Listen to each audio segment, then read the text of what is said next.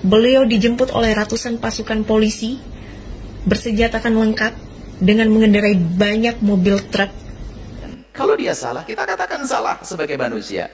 Tapi jangan dihubung-hubungkan dengan istilah habaib.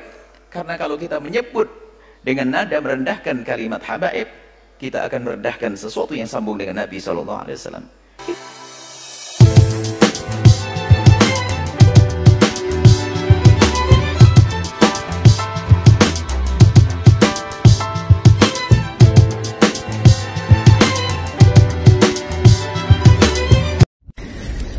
Assalamualaikum warahmatullahi wabarakatuh.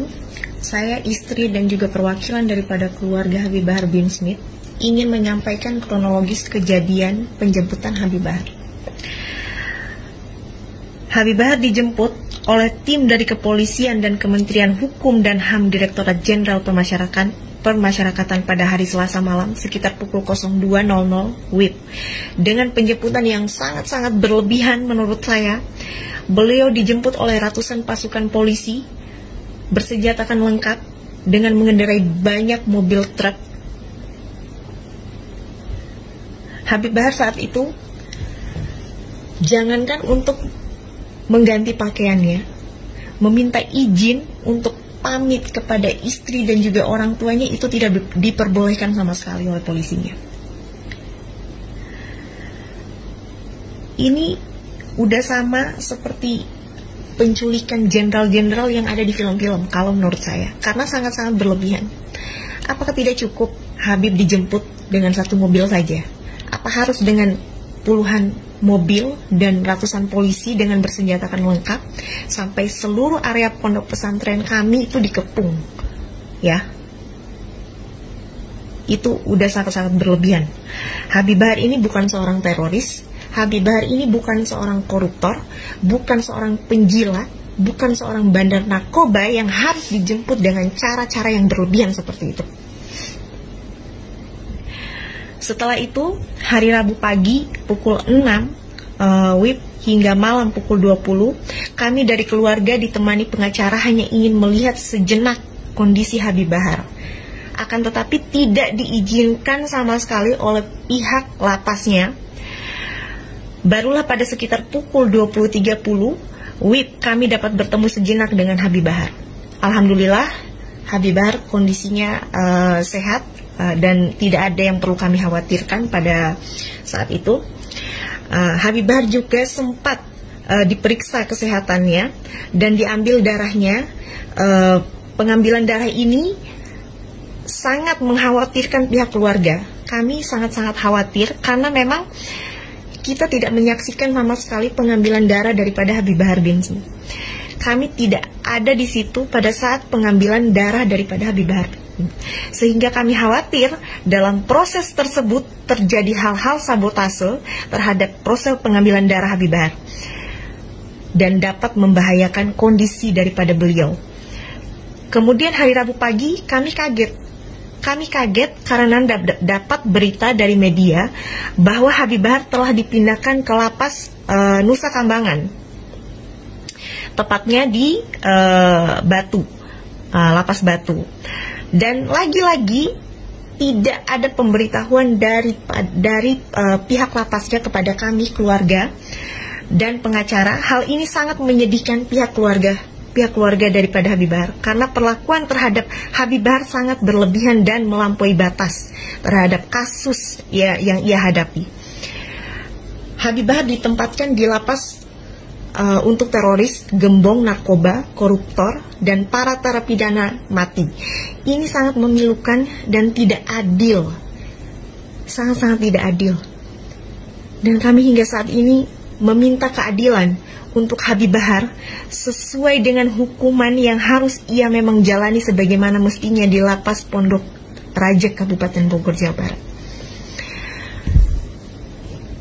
Saya menyayangkan hukum yang ada di Indonesia sekarang. Hukum sudah tidak ada artinya lagi. Hukum udah seenaknya. Kalian udah memperlakukan hukum dengan seenak hati kalian. Kalian membawa Habib Bahar seenak hati kalian tanpa memberitahukan kami keluarganya, ya. Kami keluarga tidak mengetahui sama sekali, pengacara tidak mengetahui sama sekali. Ada apa ini? Gitu loh. Dan tadi kami baru terima surat dari Lapas Gunung Sindur, surat pemberitahuan bahwa Habib Bahar akan dipindahkan di Lapas Nusa Kambangan. Habib Bahar dipindahkan tanggal 19 kemarin, ya.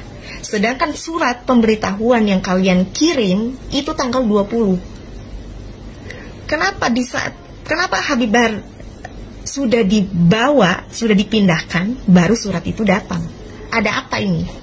Kami hanya minta keadilan seadil-adilnya untuk suami saya dan juga untuk guru saya Habib Bahar bin Smith. Terima kasih banyak. Assalamualaikum warahmatullahi wabarakatuh. Ya, akhir-akhir ini saya merasa prihatin dengan adanya beberapa habaib yang tersandung kasus hukum yang oleh sebagian kita disebut dengan istilah kriminalisasi.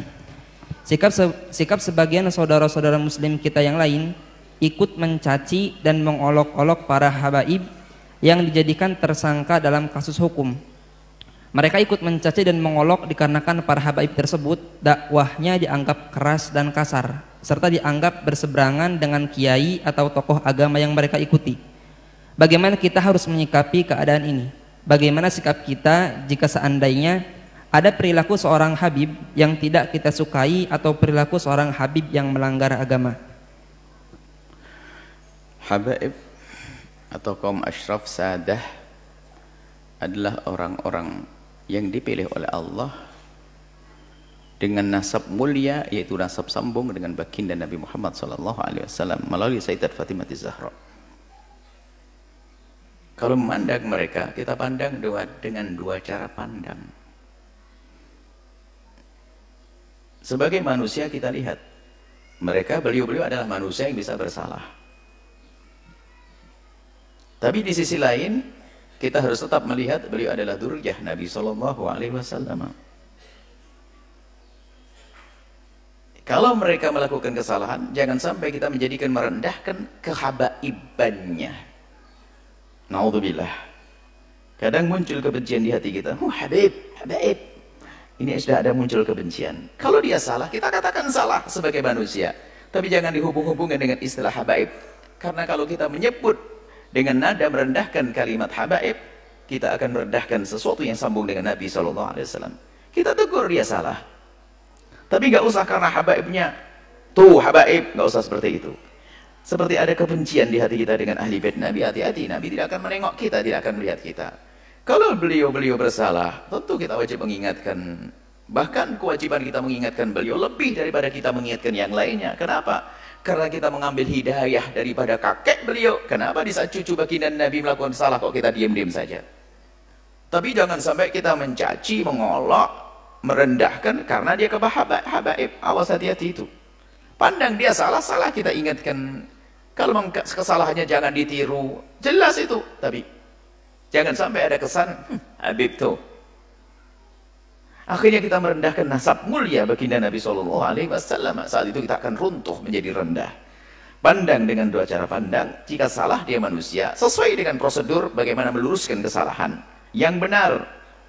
Tentunya bukan dengan bermacam caci maki dan sebagainya. Kemudian jangan dihubung-hubungkan dengan masalah nasab tadi. Nasab mulia itu pilihan dari Allah. Nggak bisa, orang minta pun nggak bisa dapat. Itu sudah dipilih. Beliau punya nasab sambung kepada Rasulullah SAW. Jangan sampai kita merendahkan kehabaibannya itu. Berarti kalau kita merendahkan kehabaibannya, kita merendahkan nasab mulia. Hati-hati. Kalau salah, kita tegur. Wajar, tapi tidak jangan dihubungkan masalah habaibnya kemuliaan itu. Dzurriyyah Nabi SAW adalah mulia.